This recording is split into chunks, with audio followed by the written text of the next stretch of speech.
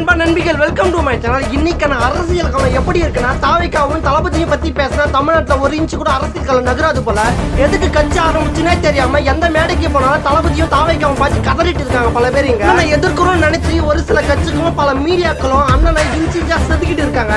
ஆனா அவங்களுக்கு தெரியாது, அந்த சிலை முழுமையா செதுக்கப்பட்டுச்சுன்னா அவங்க ஒட்டுமொத்த சொல்லி முடிஞ்சிடும் தெரியாம அந்த சிலையை செதுக்கிட்டு இருக்காங்க. திருவண்ணாமலை மாவட்டம் ஆரணி தொகுதி என்னோட ஊர் சேர்ந்த நண்பா நண்பிகள் இந்த வீடியோவை பார்த்துட்டு இருந்தீங்கன்னா, மாவட்ட செயலாளர் அண்ணன் சத்யா அவர்களின் தலைமை ஆரணி சட்டமன்ற தொகுதி வெற்றி வேட்பாளர் அண்ணன் வெங்கடேஷ் அவர்களுக்கு உங்கள் வீட்டு அண்ணன் தம்பியா நினைச்சு வரிசையில் 9 விசில் சின்னத்தில் அவருக்கு வாக்களிக்க மறந்துடாதீங்க.